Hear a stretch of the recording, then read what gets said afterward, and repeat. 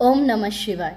भारत माता शिवशक्ति अवतार ओम मंडली सत्य गीते मुरಳಿ ಓಂ ಪಿತಾಶ್ರೀ ಶಿವ ತಂದೆಯ ನೆನಪಿದೆಯೇ? ಮುರಳಿಯ ದಿನಾಂಕ 9/8/2025 ಬೆಳಗಿನ ತರಗತಿ 10/4/1968। ಓಂ ನಮಃ ಶಿವಾಯ। ಪ್ರೀತಿಯ ಮಕ್ಕಳೇ, ನಾನು ಕಲ್ಪಕಲ್ಪಕ್ಕೂ ಬರುತ್ತೇನೆ, ಸಾಧಾರಣ ತನುವಿನಲ್ಲಿ ಕುಳಿತು ನಿಮಗೆ ನನ್ನ ಪರಿಚಯವನ್ನು ಕೊಡುತ್ತೇನೆ. ರಚನೆಯ ಆದಿ ಮಧ್ಯ ಅಂತ್ಯದ ರಹಸ್ಯವನ್ನು ತಿಳಿಸುತ್ತೇನೆ. ಇದರಿಂದ ನೀವು ಸ್ವದರ್ಶನ ಚಕ್ರಧಾರಿಗಳಾಗುತ್ತೀರಿ. ಆದರೆ ಈ ಅಲಂಕಾರ, ಸ್ವದರ್ಶನ ಚಕ್ರ ಇತ್ಯಾದಿ ನೀವು ಬ್ರಾಹ್ಮಣರಿಗೆ ಶೋಭಿಸುವುದಿಲ್ಲ. ಆದ್ದರಿಂದ ವಿಷ್ಣುವಿಗೆ ತೋರಿಸಲಾಗಿದೆ. ಓಂ ನಮಃ ಶಿವಾಯ। ಮಕ್ಕಳೇ, ಬೆಳಗ್ಗೆ ಎದ್ದು ಏನು ಮಾಡುತ್ತಿದ್ದೀರಿ? ಇಂದು ಬೆಳಗ್ಗೆ 3 ಗಂಟೆಯಿಂದ 4 ಗಂಟೆಯ ತನಕ ಎಲ್ಲರೂ ಯೋಗದಲ್ಲಿ ಕುಳಿತಿದ್ದೀರಾ? ತಂದೆಯನ್ನು ನೆನಪು ಮಾಡುತ್ತಿದ್ದೀರಾ ಹಾಗೂ ಚಕ್ರವನ್ನು ನೆನಪು ಮಾಡಿದ್ದೀರಾ? ಅಷ್ಟೇ ತಾನೇ? ಇದರಲ್ಲಿ ಯಾವ ದೊಡ್ಡ ಮಾತೂ ಇಲ್ಲ. ಯಾವುದೇ ಪರ್ವತವನ್ನು ಹೊಡೆಯುವುದು ಅಥವಾ ಸಮುದ್ರವನ್ನು ಪಾರು ಮಾಡುವಂತಹ ಮಾತೇನಿಲ್ಲ. ತಮ್ಮನ್ನು ಆತ್ಮ ಎಂದು ತಿಳಿದುಕೊಳ್ಳಬೇಕಾಗುತ್ತದೆ. ತಂದೆಯೂ ಸಹ ಹೇಳುತ್ತಾರೆ, ತಮ್ಮನ್ನು ಆತ್ಮ ಎಂದು ತಿಳಿದುಕೊಳ್ಳಿರಿ. ಹಾಗೂ ತಂದೆಯನ್ನು ನೆನಪು ಮಾಡಿದಾಗ ಸತೋಪ್ರಧಾನರಾಗುತ್ತೇವೆ. ನಾವೀಗ ತಮೋಪ್ರಧಾನರಾಗಿದ್ದೇವೆ, ಮತ್ತೆ ಸತೋಪ್ರಧಾನರಾಗಬೇಕು. ನಾವೀಗ ಕಲಿಯುಗದಲ್ಲಿ ಇದ್ದೇವೆ, ಸತ್ಯಯುಗದಲ್ಲಿ ಅಲ್ಲ. ಸತ್ಯಯುಗದಲ್ಲಿ ಸತೋಪ್ರಧಾನರು ಹಾಗೂ ಕಲಿಯುಗದಲ್ಲಿ ತಮೋಪ್ರಧಾನರು ಆಗಿದ್ದೇವೆ. ಈಗ ಇದು ಸಾಧಾರಣ ಮಾತಾಗಿದೆ. ತಿಳಿಸಿಕೊಡುವುದಕ್ಕೆ ಸ್ವಲ್ಪ ಸಮಯ ಹಿಡಿಯಬಹುದು. ಇದರಲ್ಲಿ ಗೊಂದಲ ಪಡುವುದು ಅಥವಾ ಆರ್ಟ್ ಫೇಲ್ ಆಗುವ ಅವಶ್ಯಕತೆ ಇಲ್ಲ. ಸಂಪೂರ್ಣ ವಿಶ್ವದ ಮಾಲೀಕರಾಗಬೇಕು. ಇದರಲ್ಲಿ ಅವಶ್ಯವಾಗಿ ಸ್ವಲ್ಪ ಪರಿಶ್ರಮ ಹಿಡಿಯುತ್ತದೆ. ಸ್ಥೂಲವಾದಂತಹ ಯಾವ ಪರಿಶ್ರಮವೂ ಇಲ್ಲ. ಇದರಲ್ಲಿ ಸೂಕ್ಷ್ಮ ಪರಿಶ್ರಮ ಇದೆ. ತಂದೆ ಈ ರೀತಿಯೂ ಹೇಳುವುದಿಲ್ಲ, ಇಲ್ಲೇ ಕುಳಿತು ನೆನಪು ಮಾಡಿರಿ ಎಂದು. ಇದು ಸೀದಾ ಮಾತಾಗಿದೆ. ನೀವು ಮಕ್ಕಳಿಗೆ ಗೊತ್ತಿದೆ, ನಾವು ಆತ್ಮ ಸತೋಪ್ರಧಾನ ಆಗಿದ್ದೆವು, ಈಗ ತಮೋಪ್ರಧಾನ ಆಗಿದ್ದೇವೆ. ಈಗ ಸತೋಪ್ರಧಾನರಾಗುವ ವಿಧಿ ಒಬ್ಬ ತಂದೆಯ ನೆನಪಿನ ವಿನಃ ಬೇರೆ ಯಾವ ಉಪಾಯವೂ ಇಲ್ಲ. ನೆನಪಿನಿಂದಲೇ ಆಯುಷ್ಯು ದೀರ್ಘವಾಗುತ್ತದೆ, ಪಾಪ ಭಸ್ಮವಾಗುತ್ತದೆ. ಸತ್ಯಯುಗದಲ್ಲಿ ದುಃಖದ ಮಾತು ಇಲ್ಲ, ಏಕೆಂದರೆ ಅಲ್ಲಿ ಪವಿತ್ರ ಆತ್ಮರುಗಳು ಇರುತ್ತಾರೆ. ನಾವು ಪವಿತ್ರ ಸತೋಪ್ರಧಾನರಾಗುತ್ತಿದ್ದೇವೆ. ಎಷ್ಟು ಸಹಜಾತಿ ಸಹಜ ಮಾತು ಇದೆ. ತಂದೆಯನ್ನು ನೆನಪು ಮಾಡಬೇಕು ಹಾಗೂ ಸತೋಪ್ರಧಾನರಾಗಬೇಕು. ಅವಶ್ಯವಾಗಿ ಮನೆಗೆ ಹೋಗಬೇಕು. ನಾವು ಇಲ್ಲಿ ಇರುವವರು ಅಲ್ಲ. ಯಾರ ಹತ್ತಿರ ಬಹಳ ಕಾರ್ಖಾನೆಗಳು, ಮನೆಗಳು ಇತ್ಯಾದಿಗಳು ಇದ್ದವೆ, ಅವರ ಮನಸ್ಸು ಇಷ್ಟು ತಂದೆಯ ಜೊತೆಗೆ ಜೋಡಣೆಯಾಗುವುದಿಲ್ಲ. ಮಾಯೆ ಅವರನ್ನು ಆಕರ್ಷಣೆ ಮಾಡುತ್ತಿರುತ್ತದೆ. ತಂದೆ ಬಡವರ ಬಂಧು ಆಗಿದ್ದಾರೆ.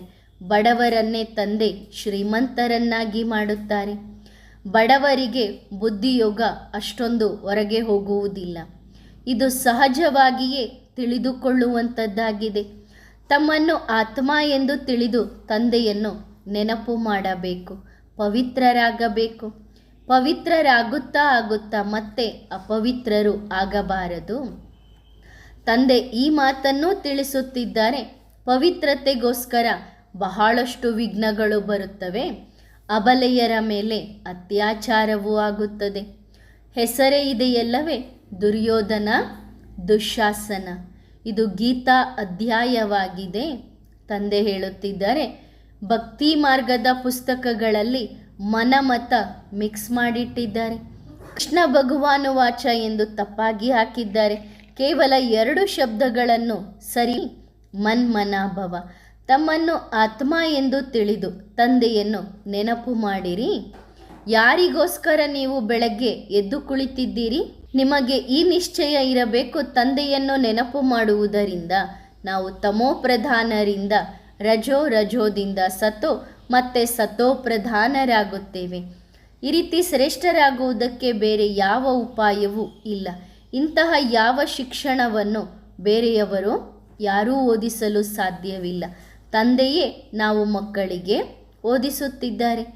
ಈ ಜ್ಞಾನ ಈಗ ನಾವು ಮಕ್ಕಳಿಗೆ ತಿಳಿಸಿಕೊಡುತ್ತಿದ್ದಾರೆ. ಮುಂದೆ ಈ ಜ್ಞಾನದ ಅವಶ್ಯಕತೆ ಇರುವುದಿಲ್ಲ. ಈ ಜ್ಞಾನ ಒಬ್ಬ ತಂದೆಯ ಹತ್ತಿರವೇ ಇದೆ.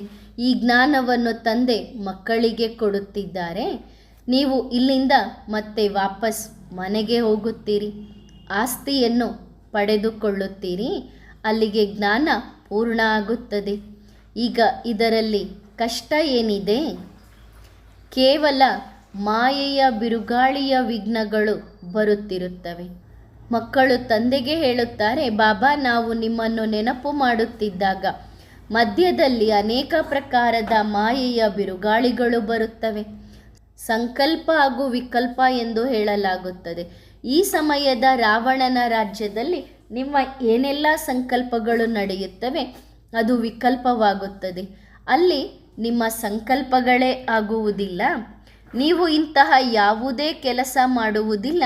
ಇದರಿಂದ ಅನ್ಯರಿಗೆ ದುಃಖ ಸಿಗುವಂತಹ ಕೆಲಸ ಮಾಡುವುದಿಲ್ಲ. ಸತೋಪ್ರಧಾನರು ಯಾರಿಗಾದರೂ ದುಃಖ ಕೊಡುತ್ತಾರೇನೋ ಅಲ್ಲಿ ಒಂದೇ ಧರ್ಮ ಇರುತ್ತದೆ. ಮನುಷ್ಯರು ಶಾಂತಿಯನ್ನು ಬೇಡುತ್ತಾರೆ. ಆದರೆ ತಂದೆ ತಿಳಿಸುತ್ತಿದ್ದಾರೆ, ಶಾಂತಿಯ ಸಾಗರ ಒಬ್ಬ ತಂದೆಯಾಗಿದ್ದಾರೆ. ಆ ತಂದೆಗೇನೆ ಎಲ್ಲರೂ ಶಾಂತಿ ದೇವ ಎಂದು ಹೇಳುತ್ತಾರೆ. ಯಾರು ಶಾಂತಿಯನ್ನು ಸ್ಥಾಪನೆ ಮಾಡಲು ಸಾಧ್ಯವಿಲ್ಲ. ಶಾಂತಿಯ ಸಾಗರ ಒಬ್ಬರೇ ಶಾಂತಿಯನ್ನು ಕೊಡುತ್ತಾರೆ. ಅವರು ಎಲ್ಲದರ ಸಾಗರ ಆಗಿದ್ದಾರೆ. ತಂದೆ ಮಕ್ಕಳಿಗೆ ಕೆಲವು ಮಾತುಗಳನ್ನು ತಿಳಿಸುತ್ತಾರೆ. ಇದರಲ್ಲಿ ಸ್ವಲ್ಪವೂ ಗೊಂದಲದ ಮಾತಿಲ್ಲ. ತಂದೆ ಹೇಳುತ್ತಾರೆ, ಮೊಟ್ಟ ಮೊದಲು ತಂದೆಯ ಪರಿಚಯವನ್ನು ಕೊಡಬೇಕು. ತಂದೆಯ ಬಗ್ಗೆ ಅನ್ಯರು ಯಾರೂ ತಿಳಿದುಕೊಂಡಿಲ್ಲ. ತಂದೆ ಒಬ್ಬರೇ ಆಗಿದ್ದಾರೆ. ಪರಸ್ಪರ ನಾವೆಲ್ಲರೂ ಸಹೋದರರಾಗಿದ್ದೇವೆ. ತಂದೆಯಿಂದ ಅವಶ್ಯವಾಗಿ ಆಸ್ತಿ ಸಿಗುತ್ತದೆ. ಈಗ ನಾವು ಮಕ್ಕಳಿಗೆ ಗೊತ್ತಿದೆ, ನಾವು ಸಂಗಮ ಯುಗದಲ್ಲಿ ಕುಳಿತಿದ್ದೇವೆ.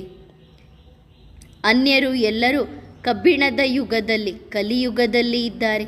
ನಾವು ಮಕ್ಕಳಿಗೆ ಗೊತ್ತಿದೆ, ಸತ್ಯಯುಗದಲ್ಲಿ ಸುಖ ಹಾಗೂ ಶಾಂತಿ ಇತ್ತು. ಶಾಂತಿಧಾಮದಲ್ಲಿ ಶಾಂತಿ ಇತ್ತು. ಚಿತ್ರ ಸ್ಪಷ್ಟವಾಗಿ ಇದೆ. ತಂದೆ ಯಾವ ಪಾಂಪ್ಲೆಂಟ್ಸ್ಗಳನ್ನು ಪ್ರಿಂಟ್ ಮಾಡಿಸಿದ್ದಾರೆ ಅದು ಸಹ ಕೈಯಲ್ಲಿ ಇರಬೇಕು.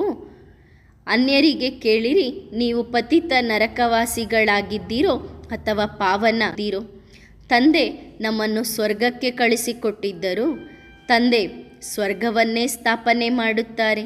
ಸತ್ಯಯುಗದಲ್ಲಿ ಮನುಷ್ಯರು ಸುಖಿಯಾಗಿದ್ದರು. ಬಾಕಿ ಎಲ್ಲರೂ ಶಾಂತಿಧಾಮದಲ್ಲಿ ಇದ್ದರು. ಈ ಮಾತುಗಳನ್ನು ಯಾರು ಇಲ್ಲಿ ಇರುವವರಾಗಿದ್ದಾರೆ ಅವರೇ ತಿಳಿದುಕೊಳ್ಳುತ್ತಾರೆ. ಅವರೇ ತಕ್ಷಣ ಜ್ಞಾನವನ್ನು ತಿಳಿದುಕೊಳ್ಳುತ್ತಾರೆ. ಇನ್ನು ಕೆಲವರಿಗೆ ತಿಳಿದುಕೊಳ್ಳುವುದಕ್ಕೆ ಸಮಯ ಹಿಡಿಯುತ್ತದೆ. ಈ ರೀತಿಯಲ್ಲ, ಮೊದಲು ಯಾರು ಬಂದಿದ್ದಾರೆ ಅವರ ನಂತರ ಬರುವಂಥವರು ಓದಿ ತೀಕ್ಷ್ಣವಾಗಿ ಮುಂದೆ ಹೋಗಲು ಸಾಧ್ಯವಿಲ್ಲ ಎಂದು ಅರ್ಥ ಅಲ್ಲ. ಇಲ್ಲಿ ಮುಕ್ತ ಅವಕಾಶವಿದೆ. ಬಲೆ ಯಾರು ಕೊನೆಯಲ್ಲಿ ಬರುತ್ತಾರೆ ಅವರು ಮೊದಲಿನವರಿಗಿಂತಲೂ ತೀಕ್ಷ್ಣವಾಗಿ ಮುಂದೆ ಹೋಗಬಹುದು. ತಂದೆ ಕೇವಲ ಹೇಳುತ್ತಾರೆ, ನನ್ನೊಬ್ಬನನ್ನೇ ನೆನಪು ಮಾಡಿರಿ. ಆತ್ಮ ಏನು ಪವಿತ್ರ ಆಗಿದೆ ಅದೇ ಮತ್ತೆ ಅಪವಿತ್ರ ಆಗುತ್ತದೆ. ಮತ್ತೆ ಪವಿತ್ರ ಆಗಿ ಮುಕ್ತಿ ಜೀವನ್ಮುಕ್ತಿಗೆ ಹೋಗುತ್ತದೆ. ಇದರಲ್ಲಿ ಗೊಂದಲದ ಯಾವ ಮಾತೂ ಇಲ್ಲ. ಈ ಶಿಕ್ಷಣದಿಂದ ನೀವು ಎಷ್ಟೊಂದು ಶ್ರೇಷ್ಠ ಪದವಿಯನ್ನು ಪಡೆದುಕೊಳ್ಳುತ್ತೀರಿ. ಹಾಗೂ ಈ ಶ್ರೇಷ್ಠ ಶಿಕ್ಷಣವನ್ನು ಓದಿಸುವಂಥವರು ಒಬ್ಬ ಶಿಕ್ಷಕ ಆಗಿದ್ದಾರೆ. ನೀವು ಹೊಸ ಟೀಚರ್ಸ್ ಆಗಿದ್ದೀರಿ. ಇದು ಆತ್ಮಿಕ ಶಾಲೆಯಾಗಿದೆ. ನೀವು ನೋಡುತ್ತಿದ್ದೀರಿ, ಹಳಬರಿಗಿಂತಲೂ ಹೊಸಬರು ತೀಕ್ಷ್ಣವಾಗಿ ಮುಂದೆ ಹೋಗುತ್ತಾರೆ. ತಿಳಿಸಿಕೊಡುವಂತಹ ಜ್ಞಾನ ಕೇವಲ ಇದೇ ಆಗಿದೆ. ತಂದೆ ಹೇಳುತ್ತಿದ್ದಾರೆ, ಈ ಜ್ಞಾನ ಎಲ್ಲ ಧರ್ಮದವರಿಗಾಗಿ ಇದೆ. ಮನುಷ್ಯ ಮಾತ್ರರೆಲ್ಲರಿಗೂ ಈ ಜ್ಞಾನ ಆಗಿದೆ. ಕೇವಲ ಅವರಿಗೆ ಹೇಳಿರಿ, ನೀವು ಆತ್ಮ ಆಗಿದ್ದೀರಿ. ಆತ್ಮಗಳೆಲ್ಲರೂ ಒಬ್ಬ ತಂದೆಯ ಸಂತಾನ ಆಗಿದ್ದಾರೆ. ಶಾಂತಿಧಾಮದಿಂದ ನಾವು ಆತ್ಮಗಳು ಇಲ್ಲಿ ಪಾತ್ರ ಮಾಡುವುದಕ್ಕೋಸ್ಕರ ಬಂದಿದ್ದೇವೆ. ಅದು ಮುಕ್ತಿಧಾಮ ಹಾಗೂ ಸತ್ಯಯುಗ ಜೀವನ್ಮುಕ್ತಿಧಾಮ. ಮುಕ್ತಿಯಲ್ಲಿ ಕೇವಲ ಆತ್ಮಗಳೇ ಇರುತ್ತಾರೆ. ಜೀವನ ಮುಕ್ತಿಯಲ್ಲಿ ಶರೀರವನ್ನು ಧಾರಣೆ ಮಾಡಿಕೊಂಡು ಪಾತ್ರವನ್ನು ಅಭಿನಯಿಸುತ್ತಾರೆ. ಎಷ್ಟು ಸಹಜವಿದೆ. ತಂದೆ ಮತ್ತು ಆಸ್ತಿಯ ಶಿಕ್ಷಣವನ್ನು ಓದಿಸಲಾಗುತ್ತದೆ. ಮೊಟ್ಟ ಮೊದಲು ತಂದೆ ಹೇಳುತ್ತಾರೆ, ತಂದೆಯ ಪರಿಚಯವನ್ನು ಅನ್ಯರಿಗೆ ಕೊಡಿರಿ. ಇದು ಸಹಜವಾಗಿ ತಿಳಿದುಕೊಳ್ಳುವಂಥದ್ದು. ಇದರಲ್ಲಿ ನಾವು ಪ್ರಶ್ನೆಗಳನ್ನು ಹೇಗೆ ಮಾಡಲು ಸಾಧ್ಯ? ಬಾಬಾ ಇದು ಯಾಕೆ, ಆ ರೀತಿ ಏನು, ಈ ರೀತಿ ಯಾಕೆ ಎಂದು ಕೇಳುವುದಿಲ್ಲ. ತಂದೆಯ ಹತ್ತಿರ ನೀವು ಏನು ಕೇಳುತ್ತೀರಿ? ತಂದೆಯ ಆಜ್ಞೆಯನ್ನು ಒಪ್ಪಿಕೊಳ್ಳಬೇಕು. ನಾವು ಪಾವನರಾಗಿದ್ದಂಥವರು ಈಗ ಪತಿತರಾಗಿದ್ದೇವೆ, ಮತ್ತೆ ಪಾವನರಾಗಬೇಕು. ತಂದೆ ನಾವು ಆತ್ಮರುಗಳ ಜೊತೆಗೆ ಮಾತನಾಡುತ್ತಿದ್ದಾರೆ. ಈ ರೀತಿಯ ಯಾವುದೇ ಸಾಧು ಸನ್ಯಾಸಿಗಳಿಲ್ಲ. ಅವರು ನಿಮಗೆ ನೀವು ಆತ್ಮರುಗಳೆಲ್ಲರೂ ಪರಸ್ಪರ ಸಹೋದರರು ಎಂದು ಹೇಳುವಂಥವರು. ಈ ಮಾತನ್ನು ಒಬ್ಬ ತಂದೆಯೇ ಹೇಳುತ್ತಾರೆ. ಲೌಕಿಕ ತಂದೆಯಿಂದ ಹದ್ದಿನ ಆಸ್ತಿ ಸಿಕ್ಕರೆ ಪಾರಲೌಕಿಕ ತಂದೆಯಿಂದ ಬೇಹದ್ದಿನ ಆಸ್ತಿ ಸಿಗುತ್ತದೆ. ಸನ್ಯಾಸಿಗಳು ನಿವೃತ್ತಿ ಮಾರ್ಗದವರು. ಅವರು ಈ ಮಾತನ್ನು ಹೇಳಲು ಸಾಧ್ಯವಿಲ್ಲ. ಅವರು ಹೇಳುತ್ತಾರೆ, ಇಲ್ಲಿಯ ಸುಖ ಖಗವಿಷ್ಟ ಸಮಾನ ಎಂದು ಹೇಳುತ್ತಾರೆ. ಅವರ ಧರ್ಮವೇ ಬೇರೆಯಾಗಿದೆ. ಎಷ್ಟೊಂದು ಜನ ತಾಯಂದಿರು ಹೋಗಿ ಅವರ ಅನುಯಾಯಿಗಳು ಆಗುತ್ತಾರೆ. ಅವರು ಬರುವುದೇ ನಂತರದಲ್ಲಿ. ಪ್ರಾರಂಭದಲ್ಲಿ ಆದಿ ಸನಾತನ ದೇವಿ ದೇವತಾ ಧರ್ಮದವರು ಇದ್ದರು. ಅವರಿಗೆ ಶಿಕ್ಷಣವನ್ನು ತಂದೆಯೇ ಕೊಡುತ್ತಾರೆ. ತಂದೆಯ ವಿನಃ ಅನ್ಯರು ಯಾರೂ ಇಂಥ ಶಿಕ್ಷಣವನ್ನು ಕೊಡಲು ಸಾಧ್ಯವಿಲ್ಲ. ವಾಸ್ತವದಲ್ಲಿ ಮಾತೆಯರು ತೀರ್ಥಯಾತ್ರೆಗಳನ್ನು ಮಾಡುವುದು, ಪುಸ್ತಕಗಳನ್ನು ಓದುವುದಕ್ಕೆ ಅನುಮತಿ ಇಲ್ಲ ಎಂದು ಹೇಳುತ್ತಾರೆ. ಅವಶ್ಯಕತೆಯೂ ಇಲ್ಲ. ಹೇಗೆ ಆ ಹದ್ದಿನ ಸನ್ಯಾಸಿಗಳು ಇದ್ದಾರೆ, ಅದೇ ರೀತಿ ನೀವೂ ಸಹ ಬೇಹದ್ದಿನ ಸನ್ಯಾಸಿಗಳಾಗಿದ್ದೀರಿ. ಅನ್ಯ ಪುಸ್ತಕಗಳನ್ನು ಓದುವುದಕ್ಕೆ ನಿಮಗೂ ಸಹ ಆಜ್ಞೆ ಇಲ್ಲ. ತಂದೆ ಹೇಳುತ್ತಾರೆ, ಕೇವಲ ನನ್ನೊಬ್ಬನನ್ನೇ ನೆನಪು ಮಾಡಿರಿ. ಅವರು ಹಠಯೋಗಿ ಸನ್ಯಾಸಿಗಳು ಬ್ರಹ್ಮತತ್ವದಲ್ಲಿ ಲೀನ ಆಗುತ್ತೇವೆ ಎಂದು ಹೇಳುತ್ತಾರೆ. ಅವರು ತಮ್ಮನ್ನು ತತ್ವಜ್ಞಾನಿ, ಬ್ರಹ್ಮಜ್ಞಾನಿ ಎಂದು ಕರೆಸಿಕೊಳ್ಳುತ್ತಾರೆ. ನಿಮಗೆ ತಂದೆಯೇ ಜ್ಞಾನ ಕೊಡುತ್ತಿದ್ದಾರೆ, ಬ್ರಹ್ಮಾಂಡ ಅಥವಾ ತತ್ವದ ಜ್ಞಾನವನ್ನು ಕೊಡುತ್ತಿದ್ದಾರೇನೋ? ಅವರಿಗೆ ಜ್ಞಾನಸಾಗರ ಎಂದು ಕರೆಯುತ್ತಾರೇನೋ? ತಂದೆ ತಿಳಿಸುತ್ತಿದ್ದಾರೆ, ಅವರ ಧರ್ಮವೇ ಬೇರೆಯಾಗಿದೆ. ಅವರ ಅನುಯಾಯಿಗಳು ಸಂಪೂರ್ಣ ಅಂಧಶ್ರದ್ಧಾ ಬುದ್ಧಿಯುಳ್ಳಂಥವರು ಆಗಿದ್ದಾರೆ. ತಂದೆ ಯಾವಾಗ ಬರುತ್ತಾರೆ ಆಗ ಸ್ವರ್ಗದ ಆಸ್ತಿ ಸಿಗುತ್ತದೆ. ತಂದೆ ತನ್ನ ಪರಿಚಯವನ್ನು ಕೊಡುತ್ತಿದ್ದಾರೆ.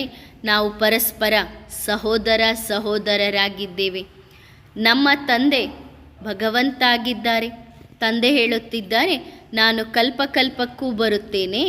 ಸಾಧಾರಣ ತನುವಿನಲ್ಲಿ ಬಂದು ನೀವು ಮಕ್ಕಳಿಗೆ ನನ್ನ ಪರಿಚಯವನ್ನು ಕೊಡುತ್ತೇನೆ. ರಚನೆಯ ಆದಿ ಮಧ್ಯ ಅಂತ್ಯದ ರಹಸ್ಯವನ್ನು ನೀವು ಮಕ್ಕಳಿಗೆ ತಿಳಿಸುತ್ತೇನೆ. ಇದರಿಂದ ನೀವು ಸ್ವದರ್ಶನ ಚಕ್ರಧಾರಿಗಳಾಗುತ್ತೀರಿ. ಆದರೆ ಈ ಅಲಂಕಾರ, ಸ್ವದರ್ಶನ ಚಕ್ರ ಇತ್ಯಾದಿಗಳು ನೀವು ಬ್ರಾಹ್ಮಣರಿಗೆ ಶೋಭಿಸುವುದಿಲ್ಲ. ಆದ್ದರಿಂದ ವಿಷ್ಣುವಿಗೆ ತೋರಿಸಲಾಗಿದೆ. ವಿಷ್ಣುವಿನ ಅರ್ಥವನ್ನೂ ಸಹ ಯಾರೂ ತಿಳಿದುಕೊಂಡಿಲ್ಲ. ವಿಷ್ಣು ಚತುರ್ಭುಜ ಅಂದರೆ ಯಾರು?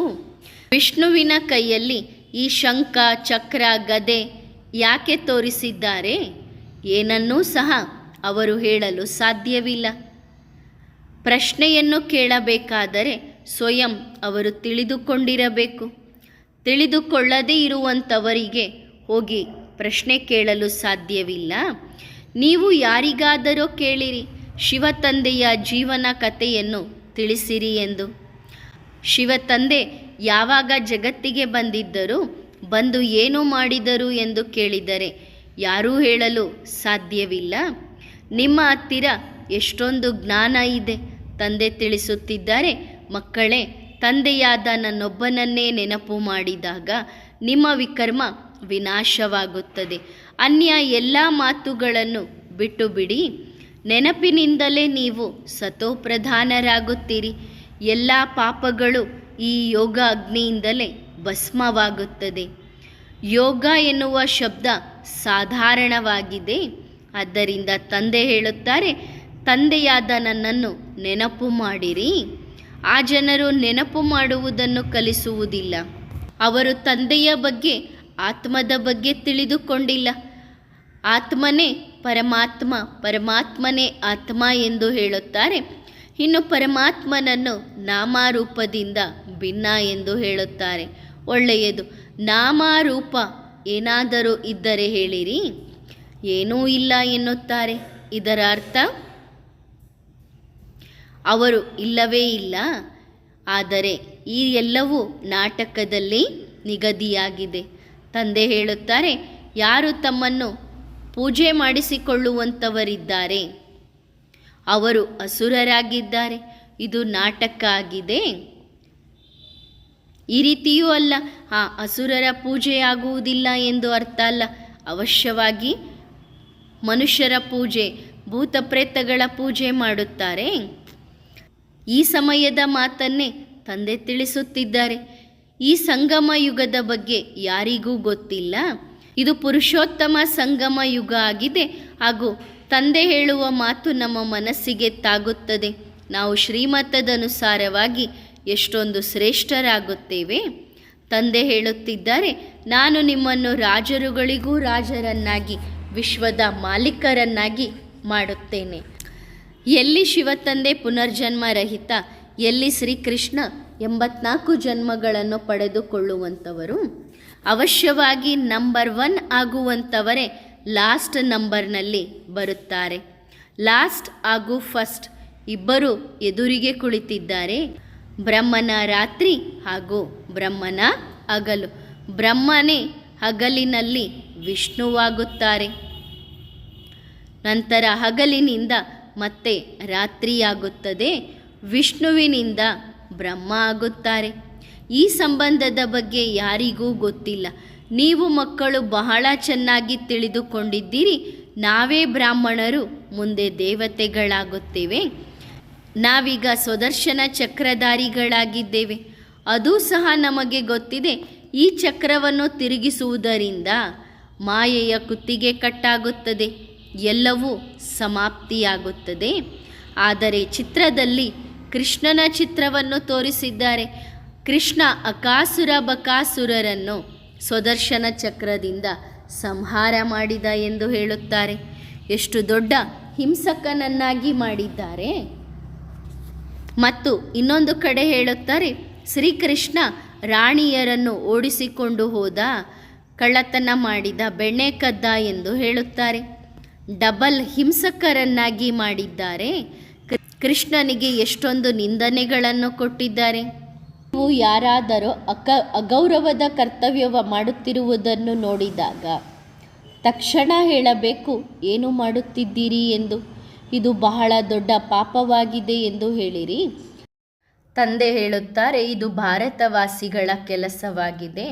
ತಂದೆಯು ಭಾರತದಲ್ಲಿಯೇ ಬಂದು ಜ್ಞಾನವನ್ನು ತಿಳಿಸುತ್ತಾರೆ. ನೀವು ಎಷ್ಟೊಂದು ಶ್ರೇಷ್ಠ ಆಗಿದ್ದಂಥವರು ನಂತರ ಇಳಿಯುತ್ತಾ ತಮೋಪ್ರಧಾನರಾಗಿ ನನ್ನ ಸಮಯಕ್ಕನುಸಾರವಾಗಿಯೇ ಬರುತ್ತೇನೆ. ಈ ನಾಟಕವನ್ನು ನೀವು ಮಕ್ಕಳ ವಿನಃ ಅನ್ಯರು ಯಾರೂ ತಿಳಿದುಕೊಂಡಿಲ್ಲ. ಬಹಳ ಸಹಜ ಮಾತಿದೆ. ಕೇವಲ ತಂದೆ ಹಾಗೂ ಆಸ್ತಿಯನ್ನು ನೆನಪು ಮಾಡಬೇಕು. ಖಾಲಿ ತಂದೆ ಏನು ಮಾಡುತ್ತಾರೆ, ಆಸ್ತಿಯನ್ನು ಸಹ ನೆನಪಿಗೆ ಬರಬೇಕು. ತಂದೆಯಿಂದ ಆಸ್ತಿ ಹೇಗೆ ಸಹಜವಾಗಿ ಸಿಗುತ್ತದೆ? ಇದರಲ್ಲಿ ಗೊಂದಲದ ಯಾವ ಮಾತೂ ಇಲ್ಲ. ತಂದೆ ಹೇಳುತ್ತಾರೆ, ನೀವು ಏನು ಹೇಳುತ್ತಿದ್ದೀರಿ ಅದರಂತೆ ಆಗಿರಿ, ಗೊಂದಲ ಪಡಬೇಡಿರಿ. ಮನುಷ್ಯರ ಬುದ್ಧಿ ಮಂಗಗಳ ರೀತಿ ಇದೆ. ನೀವು ರತ್ನಗಳನ್ನು ಕೊಟ್ಟರೆ ಅವರು ಕಲ್ಲು ಎಂದು ತಿಳಿದು ಆ ರತ್ನಗಳನ್ನು ಬಿಸಾಡುತ್ತಾರೆ. ಈ ರತ್ನಗಳ ಬಗ್ಗೆ ನೀವು ಮಕ್ಕಳಿಗೆ ಗೊತ್ತಿದೆ. ಬೆಲೆ ಬಹಳ ಇದೆ. ನಿಮ್ಮ ಹತ್ತಿರ ಸತ್ಯಯುಗದಲ್ಲಿ ಅಪಾರವಾದ ಖಜಾನೆ ಇರುತ್ತದೆ. ನೀವು ಎಷ್ಟು ಶ್ರೀಮಂತರಿರುತ್ತೀರಿ ಎನ್ನುವುದನ್ನು ವಿಚಾರ ಮಾಡಿರಿ. ಆ ಖಜಾನೆಯನ್ನು ನಂತರದಲ್ಲಿ ಮಂದಿರಗಳನ್ನು ಕಟ್ಟಿಸಿ ಅದಕ್ಕೆ ಎಷ್ಟೊಂದು ಸಂಪತ್ತನ್ನು ಹಾಕಿದ್ದೀರಿ. ಒಂದೊಂದು ವಸ್ತುವಿಗೂ ಲಕ್ಷಾಂತರ ರೂಪಾಯಿ ಆಗುತ್ತದೆ. ಮತ್ತೆ ಎಲ್ಲವೂ ರಿಪೀಟ್ ಆಗುತ್ತದೆ. ಕೆಲವರು ಗೊಂದಲ ಪಡುತ್ತಾರೆ, ಈ ಮನೆಗಳೆಲ್ಲವೂ ಬಿದ್ದು ಹೋಗುತ್ತದೆ ಅಂದ ಮೇಲೆ ಮತ್ತೆ ಅಲ್ಲಿ ಹೇಗೆ ಈ ರೀತಿ ಇರುತ್ತದೆ? ವಜ್ರಗಳ ಗಣಿ ಹೇಗೆ ಬರುತ್ತದೆ? ಇಂತಹ ಮಾತುಗಳಲ್ಲಿ ಗೊಂದಲದಲ್ಲಿ ಬರಬಾರದು. ನಾಟಕದ ಬಗ್ಗೆ ತಿಳಿದುಕೊಂಡಿಲ್ಲ. ಪ್ರಪಂಚದ ಇತಿಹಾಸ ಭೂಗೋಳ ಪುನರಾವರ್ತನೆಯಾಗುತ್ತದೆಯಲ್ಲವೇ? ಭಗವಂತ ಒಬ್ಬರೇ ಆಗಿದ್ದಾರೆ, ರಚಯಿತ ಒಬ್ಬರೇ ಆಗಿದ್ದಾರೆ. ರಚಯಿತನ ರಚನೆಯು ಒಂದೇ ಆಗಿದೆ. ಅನೇಕ ಜಗತ್ತುಗಳು ಇರುವುದಿಲ್ಲ. ಮನುಷ್ಯರು ಅನೇಕ ಜಗತ್ತುಗಳಿದ್ದಾವೆ ಎಂದು ತಿಳಿದುಕೊಂಡಿದ್ದಾರೆ. ಅಂಥವರ ಹತ್ತಿರ ಯಾರು ಕುಳಿತು ತಲೆ ಕೆಡಿಸಿಕೊಳ್ಳುತ್ತಾರೆ? ನಾವು ಮಕ್ಕಳಿಗೆ ಗೊತ್ತಿದೆ, ಜಗತ್ತು ಒಂದೇ ಇದೆ. ಈ ಪ್ರಪಂಚದ ಇತಿಹಾಸ ಭೂಗೋಳ ಹೇಗೆ ಪುನರಾವರ್ತನೆಯಾಗುತ್ತದೆ ಎನ್ನುವುದು ನೀವು ಮಕ್ಕಳ ಬುದ್ಧಿಯಲ್ಲಿ ಇದೆ. 84 ಜನ್ಮಗಳ ಚಕ್ರ ಯುಗಗಳ ಬಗ್ಗೆ ನೀವು ಮಕ್ಕಳು ತಿಳಿಸಿಕೊಡಬೇಕು. ಇದು ಪುರುಷೋತ್ತಮ ಸಂಗಮ ಯುಗ ಆಗಿದೆ. ಯಾವಾಗ ತಂದೆ ಬರುತ್ತಾರೆ ಆಗ ನಮ್ಮನ್ನು ಲಕ್ಷ್ಮೀನಾರಾಯಣರಂತೆ ಮಾಡುತ್ತಾರೆ. ನಮ್ಮ ಫೋಟೋಗಳನ್ನು ಬಾಬಾ ಆಗ ತೆಗೆಸಿದ್ದರು. ಒಂದು ರಾಜಯೋಗದ ಫೋಟೋ, ಇನ್ನೊಂದು ಭವಿಷ್ಯದ ದೇವತಾ ಫೋಟೋ. ತಂದೆ ಹೇಳುತ್ತಾರೆ, ನನ್ನೊಬ್ಬನನ್ನೇ ನೆನಪು ಮಾಡುವುದರಿಂದ ನೀವು ದೇವತೆಗಳಾಗುತ್ತೀರಿ. ಎಷ್ಟು ಸಹಜ ಮಾತಿದೆ. ಬೆಳಗ್ಗೆ ನೀವು 1 ಗಂಟೆ ನೆನಪಿನಲ್ಲಿ ಕುಳಿತುಕೊಳ್ಳಿರಿ. ಈ ರೀತಿಯೂ ಅಲ್ಲ, ಸಂಪೂರ್ಣ 1 ಗಂಟೆ ನೆನಪಿನಲ್ಲಿ ಇದ್ದೆವು ಎಂದು ಅರ್ಥ ಅಲ್ಲ. 5 ನಿಮಿಷ ಕಷ್ಟಪಟ್ಟು ಕೆಲವರು ನೆನಪಿನಲ್ಲಿ ಕುಳಿತುಕೊಳ್ಳುತ್ತಾರೆ. ನೀವು ನಿಮ್ಮ ಚಾರ್ಟನ್ನು ತೋರಿಸಿರಿ. ನಿಮ್ಮ ಬುದ್ಧಿಯೋಗ ಎಲ್ಲೆಲ್ಲಿ ಅಲೆದಾಡುತ್ತಿತ್ತು? ಬುದ್ಧಿಯನ್ನು ತಂದೆಯ ಜೊತೆಗೆ ಜೋಡಣೆ ಮಾಡಬೇಕು. ತಂದೆ ಹೇಳುತ್ತಿದ್ದಾರೆ, ಬುದ್ಧಿಯ ಯೋಗ ಅಲೆದಾಡುತ್ತದೆ, ಅದನ್ನು ಮತ್ತೆ ಹಿಡಿದುಕೊಂಡು ಬಂದು ತಂದೆಯ ಜೊತೆಗೆ ಜೋಡಿಸಬೇಕು.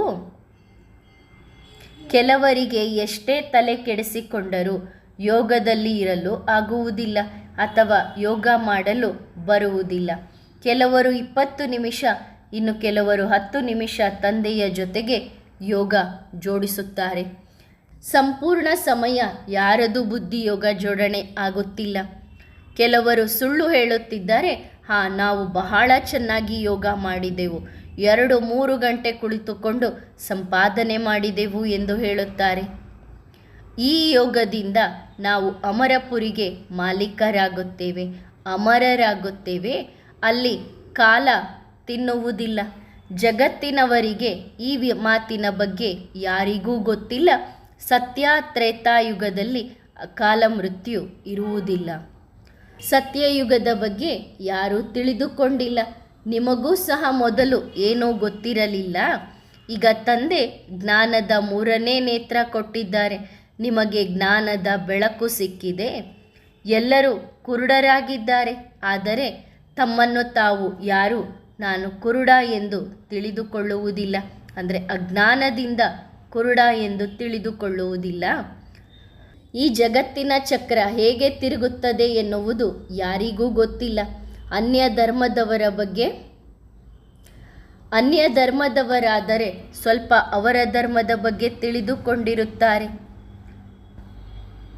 ಯಾರು ಯಾವ ಸಮಯಕ್ಕೆ ಬಂದರು ಎಂದು ಹೇಳುತ್ತಾರೆ. ಭಾರತವಾಸಿಗಳು ಏನನ್ನೂ ತಿಳಿದುಕೊಂಡಿಲ್ಲ. ಈಗ ನಾವು ಮಕ್ಕಳು ಎಷ್ಟೊಂದು ಜ್ಞಾನಪೂರ್ಣರಾಗುತ್ತಿದ್ದೇವೆ. ನೀವು ಮಕ್ಕಳಿಗೆ ಅನುಭವ ಆಗುತ್ತಿದೆ. ಮೊದಲು ನಮಗೆ ಈ ಜ್ಞಾನ ಇತ್ತು, ಆಗ ನಾವು ದೇವತೆಗಳಾಗಿದ್ದೆವು. ಈಗ ಮತ್ತೆ ಜ್ಞಾನ ಸಿಗುತ್ತಿದೆ ಅಂದ ಮೇಲೆ ನಾವು ದೇವತೆಗಳಾಗುತ್ತಿದ್ದೇವೆ. ಮುಖ್ಯ ಮಾತು ತಂದೆಯ ಪರಿಚಯದ್ದಾಗಿದೆ. ವಿದೇಶದಲ್ಲೂ ಸಹ ನೀವು ಬಹಳ ಚೆನ್ನಾಗಿ ಜ್ಞಾನವನ್ನು ತಿಳಿಸಬಹುದು. ತಂದೆ ವಿಚಾರ ಮಾಡುತ್ತಾರೆ, ಇಷ್ಟು ಸಹಜ ಜ್ಞಾನವನ್ನು ಮಕ್ಕಳು ಯಾಕೆ ತಿಳಿದುಕೊಳ್ಳುತ್ತಿಲ್ಲ ಎಂದು. ಅವರಿಗೂ ತಿಳಿಸಿಕೊಡಿರಿ. ಯಾರು ಸನ್ಯಾಸಿಗಳಿದ್ದಾರೆ ಅವರು ಸಹಜ ರಾಜಯೋಗವನ್ನು ಕಲಿಸಲು ಸಾಧ್ಯವಿಲ್ಲ. ಪರಮಾತ್ಮ ಒಬ್ಬರೇ ಈ ಸಹಜ ರಾಜಯೋಗವನ್ನು ಕಲಿಸುತ್ತಾರೆ. ಮನುಷ್ಯ ಸೃಷ್ಟಿಯ ಬೀಜ ರೂಪ ಆಗಿದ್ದಾರೆ. ಅವರಲ್ಲಿಯೇ ಸಂಪೂರ್ಣ ಜ್ಞಾನ ಇದೆ. ಸನ್ಯಾಸಿಗಳು ಈ ಜ್ಞಾನವನ್ನು ಕೊಡಲು ಸಾಧ್ಯವಿಲ್ಲ. ಅವರು ರಾಜಯೋಗವನ್ನು ಕಲಿಸಲು ಸಾಧ್ಯವಿಲ್ಲ. ಅವರದು ನಿವೃತ್ತಿ ಮಾರ್ಗವಾಗಿದೆ. ಇಲ್ಲಿ ಶಾರೀರಿಕದ ಯಾವ ಕ್ರಿಯೆಯೂ ಇಲ್ಲ. ಒಳ್ಳೆಯದು. ಆತ್ಮಿಕ ಮಕ್ಕಳಿಗೆ ನೆನಪು, ಪ್ರೀತಿ ಹಾಗೂ ನಮಸ್ತೆ. ವರದಾನ: ಶಕ್ತಿ ಸ್ವರೂಪರಾಗಿರಿ. ಶಕ್ತಿಯರ ವಿಶೇಷತೆಯಾಗಿದೆ ನಿರ್ಭಯತೆ. ನಿರ್ಭಯ ಕೇವಲ ಯಾವುದೇ ಮನುಷ್ಯರಿಂದ ಅಲ್ಲ, ಆದರೆ ಮಾಯೆಯ ಯುದ್ಧದಿಂದಲೂ ನಿರ್ಭಯರಾಗಿರಬೇಕು. ಮಾಯೆಗೆ ಹೆದರುವವರಲ್ಲ, ಮಾಯೆ ಅವರನ್ನು ನೋಡಿ ಸ್ವಯಂ ಹೆದರುತ್ತದೆ. ಯಾರು ಹೆದರುತ್ತಾರೆ ಅವರೇ ಸೋಲುತ್ತಾರೆ. ಭಯದ ಕಾರಣದಿಂದ ಶಕ್ತಿ ಹಾಗೂ ತಿಳುವಳಿಕೆ ಎರಡನ್ನೂ ಕಳೆದುಕೊಳ್ಳುತ್ತಾರೆ. ಆದ್ದರಿಂದ ಯಾವುದೇ ಪ್ರಕಾರದ ಭಯ ಇದ್ದರೆ ಅಂಥವರನ್ನು ಶಕ್ತಿಯರು ಎಂದು ಕರೆಯುವುದಿಲ್ಲ. ಓಂ ನಮಃ ಶಿವಾಯ.